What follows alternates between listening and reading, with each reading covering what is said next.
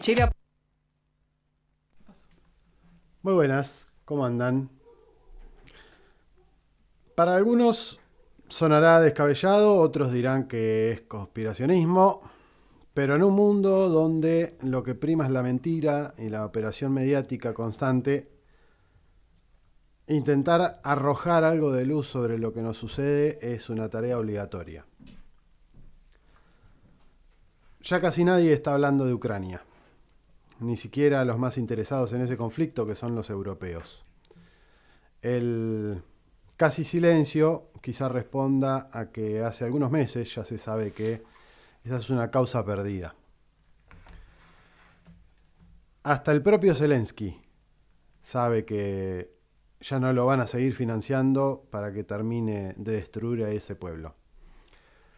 Distintos analistas señalan que la intención de Estados Unidos era construir allí un nuevo Israel, un nuevo mini gendarme que responda y reporte a las potencias occidentales, sobre todo a ellos. Esto en detrimento obviamente de sus vecinos, con quienes comparten en varias regiones del territorio ucraniano no solo idioma, sino también tradiciones y prácticas culturales varias. Cabe destacar que el soborno de los gasoductos Nord Stream y su destrucción a manos de Occidente llevó a que Europa tuviera que optar. Eligió obviamente seguir como perrito faldero a los norteamericanos, quienes hicieron un gran negocio al reemplazar con su gas de esquistol, más caro, al gas ruso, más barato. Europa estaba en una crisis energética y luego terminó en crisis económica que sigue hasta los días de hoy. Sobre todo quien más lo sentiría sería Alemania. Este escenario, sumado al acuerdo de Rusia con las monarquías del Golfo en la OPEP Plus, para limitar la producción de barriles diarios de crudo, y al reciente acuerdo promovido por China entre la sunita Arabia Saudí, uno de los mayores productores de petróleo del mundo, y la chiita Irán, uno de los mayores productores de gas del mundo, complicaron y mucho el suministro norteamericano, sobre todo si le agregamos que África vende mayoritariamente su producción de crudo a China. Y que hay varios países en este momento, como lo hemos analizado, que se están levantando contra sus viejas metrópolis. ¿A dónde iba a parar? Justamente muchos de esos recursos minerales y de hidrocarburos. Y a lo que sucedió hace algún tiempo con Argelia, que vendía gas a España y que de buenas a primeras dejó de hacerlo, porque se pusieron del lado de los marroquíes, los españoles, en detrimento de su histórica posición en favor del pueblo saharaui. De buenas a primeras, y en realidad luego de varios meses de negociaciones, y sin que Occidente se escandalice, Estados Unidos levantó las sanciones por 6 meses al petróleo, al oro y a otros activos venezolanos. ¿No les parece que es demasiada casualidad que haya pasado en este momento? Una Venezuela que estaba asediada y agobiada por un bloqueo, pero que ante este cambio de escenario tiene una oportunidad de airear su economía. Un dólar cada vez menos presente o con menos peso como moneda de reserva y como moneda de intercambio comercial. La guerra en Ucrania, que por ahora no sirvió para airear la economía norteamericana en su totalidad, una crisis de deuda cada vez más importante que ha llegado a niveles escandalosos. En ese escenario, la faltante de reservas de hidrocarburos, casi se la consumen todas los norteamericanos, y el compromiso de proveer a Europa, terminaron convirtiendo al petróleo en el talón de Aquiles de los norteamericanos, y de eso se dio cuenta Irán. Los norteamericanos están perdiendo en varios lados, pero como hemos dicho en más de una oportunidad, una bestia herida, lejos de acobardarse, se puede volver aún más peligrosa. Si bien el conflicto de Nagorno-Karabaj entre Armenia y Azerbaiyán tiene mucho tiempo, la reciente avanzada de los azeríes ha sido un duro golpe asestado por Israel y Estados Unidos, sobre todo a Rusia, pero también a Irán. Por un lado, para inmovilizar ese corredor comercial del que nos hablaba Pepe Escobar hace algunas semanas atrás entre Rusia, Azerbaiyán e Irán, en favor de el que promueve la Turkish o Turkaya de Recep Tayyip Erdogan. Por otro lado, controlar esos hidrocarburos existentes en la región. Azerbaiyán es un aliado importante de los turcos. Y dejar de alguna manera mal parado a Rusia, dado que esta ha sido una aliada histórica de los armenios y que en este caso se sintieron desamparados ante su ausencia, producto de que está un poco más ocupado en Ucrania. En ese contexto es que comienza la nueva escalada militar entre Hamas e Israel.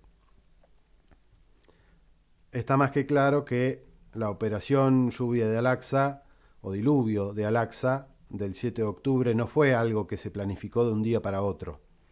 De hecho, el inicio de la operación se da en al día siguiente de que cientos de colonos israelíes ingresaran a la mezquita de Al-Aqsa por la fuerza, obviamente respaldados por el ejército israelí, en un claro gesto de provocación, y se da un 7 de octubre,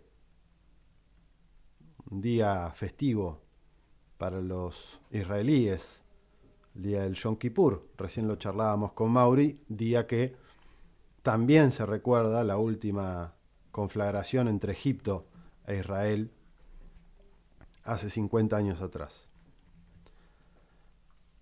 Hay quienes indican que Turkaya está detrás de esta avanzada de Hamas, dado que algunos de sus líderes viven en ese país. Otros hacen lo mismo, pero con Qatar. Y hay algunos otros que hablan de Irán metido en el medio, dado que este último promovió una reunión de alto nivel entre jefes de Hamas, de la Yihad Islámica y del Hezbollah, hecho que se repitió hace algunos días, pero ahora públicamente. Lo cierto es que desde ese 7 de octubre, Israel ha vuelto a perpetrar un genocidio contra el pueblo palestino en la Franja de Gaza, al tiempo que sigue asesinando civiles en Cisjordania. Las imágenes del horror que se vive en Gaza parecen salidas de una película de Hollywood sobre el apocalipsis de la humanidad. Más de 7.000 personas habían muerto hasta el bombardeo de esta madrugada, que además del bombardeo fue acompañado por una primera avanzada terrestre sobre territorio palestino. Este ataque y esta avanzada de la resistencia palestina puede leerse de varias maneras. Para que no se pierda en el olvido la causa del pueblo palestino, boicoteando además el restablecimiento de relaciones entre saudíes y otras monarquías con el ente sionista, que recientemente, hecho que hay que recordar, recientemente Irán recompuso relaciones con los saudíes mediados por la República Popular China. Incluso se puede leer como el hartazgo de los palestinos que hace más de 7 décadas y media vienen padeciendo las violaciones sistemáticas a su dignidad sin que el mundo se escandalice realmente. Para el analista geopolítico Alfredo Jalife, lo que sucede en Gaza es un blef de parte de los israelíes. O podríamos decir que en realidad de los norteamericanos. El objetivo principal no es Hamás, es Irán. Lo dijo en reiteradas oportunidades Netanyahu, no es algo que se está inventando. Su intención es borrar del mapa a Irán. La pregunta es si realmente Israel y Estados Unidos pueden avanzar en ese camino. A Estados Unidos le da para seguir en otro conflicto. Está claro que Israel posiblemente busque además balcanizar Gaza, generar que la inmensa población del norte de esa región tenga que emigrar hacia el sur y quedarse con ese territorio, o al menos convertirlo en un lugar invivible donde no se pueda volver. Biden lo dijo hace algunos días: Israel quiere Gaza, pero no a sus habitantes. Qué casualidad. No es menor señalar que desde hace años el gobierno israelí pretende poner en ejecución un proyecto que se llama Gas and Marine, un proyecto gasífero en las costas de la Franja de Gaza que iba a realizarse en conjunto con Egipto,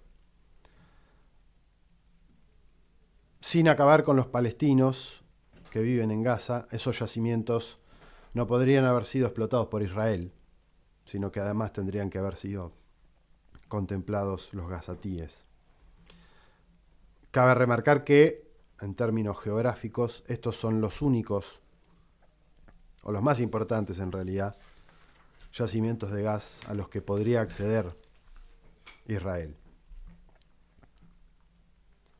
En este contexto, la avanzada militar israelí sobre Gaza no puede más que empeorar la cosa. Ya Hezbolá e Irán advirtieron a Israel de que pagaría un alto precio si hacía esta avanzada. Lamentablemente, este viernes por la noche comenzaron a llegar imágenes de una Gaza apocalíptica, producto de los bombardeos y del avance sionista. Ayer mismo, la ONU proponía un alto al fuego que se aprobó por amplia mayoría, pero qué casualidad, tuvo la votación en contra de 14 países, entre ellos, obviamente, Israel y Estados Unidos. El argumento norteamericano: que Israel tiene derecho a defenderse o a defender a su pueblo de Hamás. El problema es la desproporción.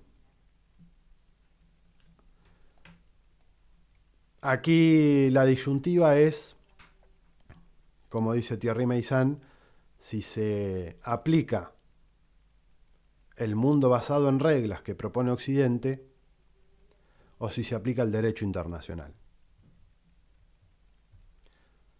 Lo que queda claro es que este escenario lo único que puede llegar a propiciar es que el conflicto escale a nivel regional.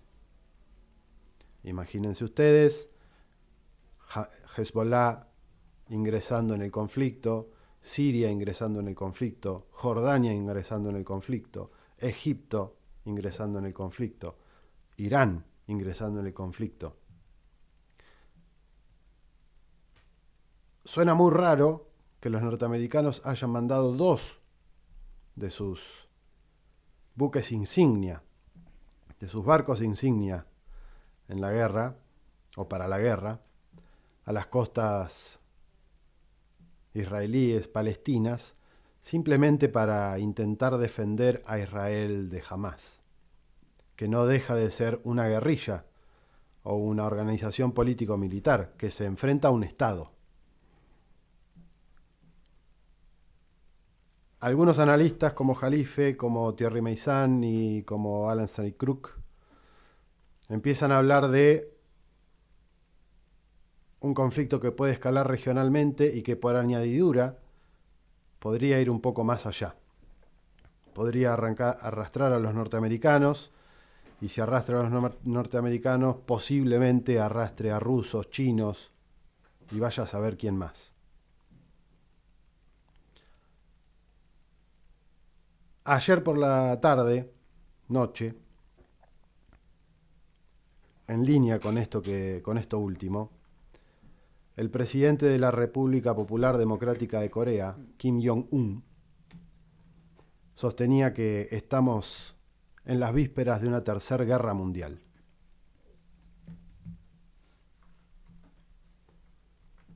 Ojalá no pase.